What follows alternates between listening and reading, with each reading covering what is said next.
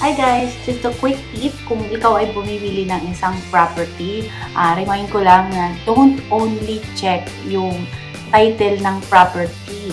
Kailangan i-double check nyo rin yung nakalagay sa tax declaration. Diba sa tax declaration, kailangan updated din siya.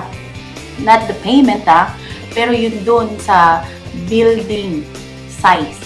So, di ba sa tax declaration, meron kayong land and building. So, dun sa building, nakalagay dun kung ano yung sukat ng actual na dwelling, na bahay. So, normally, sa Pilipinas, madaming nagkakaproblema dyan sa mga undeclared. Nabibigla na lang sila kapag magta-transfer na, meron pala silang malaking penalty. Kasi nga, minsan, yung nakalagay sa tax declaration ng building, let's say, yung binili mong property is 100 square meter.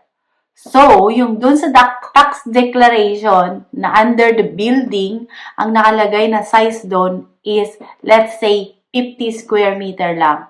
Pero, yung binili mo, yung property, meron na siyang 3 palapag. So, dapat, yung size doon sa building, dapat, let's say, sinakop yung buong 100. So, dapat 300 yon. So, first floor, 100. Second floor, 100. And ground floor, dapat 100.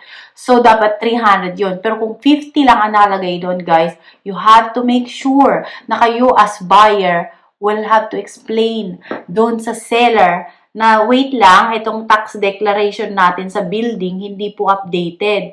Sa City Hall po yan, meron pong penalty yan na undeclared. So, ipapakalculate mo yan, sabihin mo sa kanya straight away, kasama dun sa offer letter mo na anything that undeclared will be paid by you. So, importante yan kasi marami nang na biktima ng mga ganyan. So, it's very, very important na i-check mo yung tax declaration na yan yan. Yung katulad yan, ito, tax declaration, di ba, may building. Tapos ito naman, tax declaration, land. So, dito sa building na to, dapat actual yung sukat. Dito sa dapat actual yung sukat niyan sa actual na property na binibili mo as for that date.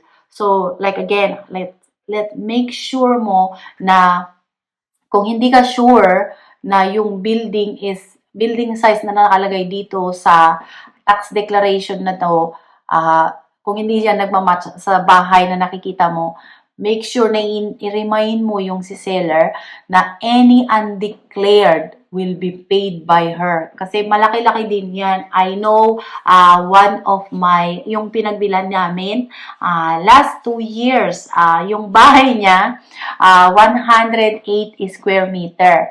So, dun sa building nila, nung nakita ko yon, ang nakalagay lang dun is 45 square meter.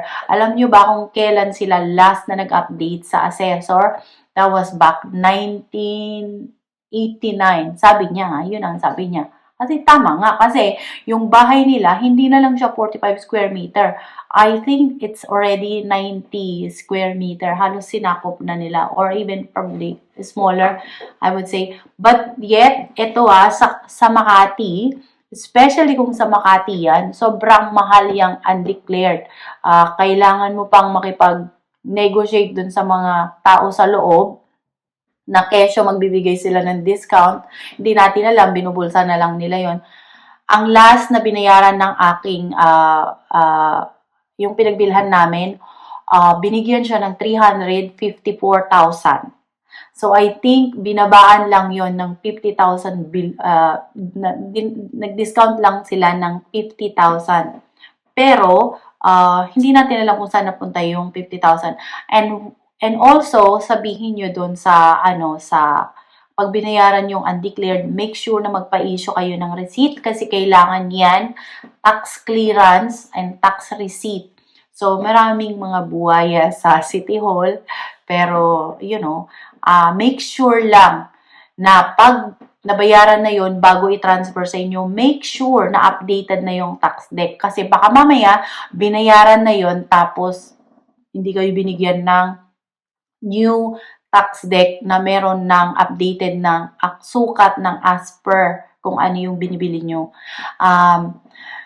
Kung iniisip nyo naman na hindi yun machi-check, well, machi-check yan. Kasi kapag kayo, binili nyo na yan, di ba, nakapagbayad na kayo, hindi nyo yan in-inform sa seller, o nabayaran nyo na, hindi nyo in-inform yun tungkol sa undeclared. Kapag nag-transfer na kayo, matatransfer nyo yung title, no problem. Pero pagdating ng transfer nyo ng tax deck, doon na kayo magkakaalaman. Kapag hindi mo yan talaga in-inform yun si seller, ikaw na buyer ang mag-shoulder nung penalty. Kasi nga, syempre, di ba, hindi mo yan in-inform sa kanya at nakapagbayad ka na. Kasi nga, pwede ka namang makapag-transfer ng title na hindi pa yun nila na-assess yung tax deck. Pero malalaman mo na lang yan kapag magta-transfer ka na ng tax declaration. Kasi syempre, kailangan mo din i-transfer yun. After mo, saka ka pa lang kasi makakapag-transfer ng tax declaration kapag na-transfer na yung title mo. So, pag nagpasa ka ng requirement sa assessor, doon naman ngayon pupunta yung taga City Hall, tapos i-actual nila, or minsan, hinihingan ka ng picture. Pero normally, this time, they will go and personally check kung ano yung itsura ng binibili mo, kung match pa ba. Kung dati kasi, yun nga, yung sinasabi ko, dati, 45 square meter, pero lumaki kasi di ba uso sa Pilipinas yung nagre-renovate, nagpapalaki ng bahay, pero they forgot to go and update yung tax declaration nila. So, very important yan, guys. Very, very, very important yan. Kasi ikaw, ang mag-shoulder ng undeclared kapag hindi mo yan in-inform yung si seller. So, importante na bago mo bilhin, make sure lang na match yung sukat ng dwelling ng bahay sa nakalagay dun sa tax declaration under the building. So, ayan best. Marami na kayong masisave na dyan. Yan pa lang, napakalaking bagay na kailangan alam nyo yan. If you're a first-time buyer, siyempre marami sa atin, di ba? First-time buyer, first-time seller. Si seller, hindi mo rin masisisi kasi especially kung first-time seller siya, hindi niya alam yung about dyan. Unless yung pinagbibilhan mo is dati nang nagtatrabaho sa assessor's office or lawyer or I think so but our majority, especially sa mga seller, they do not know about that. Or they all say like, updated yung tax deck. Updated yung tax deck, yung amilyar. Yeah, yung amilyar binabayaran mo 200 since when? Pero yung bahay na binibili mo, yung binibenta sa'yo is building na. So, yung 200 na binabayaran niya, kasi dati, yung nakadeclare doon, like I said, baka 45 square meter lang. And syempre, di ba, may depreciation ang building. So, yun, kaya 200 na lang. So, nakalimutan niya. I think, I believe, if I'm not mistaken, under the law of the Philippines, dapat every 3 years nag-a-update sa assessor para ma-actual kung ano yung itsura na ng property nyo. So, mas less yung babayaran nyo pagdating ng araw kung pag binenta nyo na yung property nyo. Diba? So, kung kayo ay seller. But anyway, guys, as a buyer, please, please, please, please, make sure you will save a lot of money and problem din. Pag bumili kayo, always double check din yung tax declaration. Okay? So, please do check my other videos din. Marami pa akong tips na share sa inyo tungkol sa pagbili ng property, pagbenta ng property, paano makipag-negotiate, paano magbigay ng offer letter, how to calculate the numbers. Yan, madami ako niyan share sa inyo. So, if you are aspiring real estate investor sa Pilipinas at gusto mong matuto, I offer mentorship. But I highly suggest na you book your consultation first. Of course, I charge also consultation. I do 1-hour consultation every Saturday and Sunday. But just book ahead and I charge 5,000.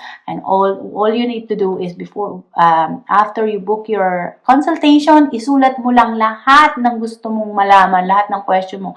Within that 1 hour, I'll make sure na pagbaba mo ng ng video call natin is madami ka nang natutunan. Sobra.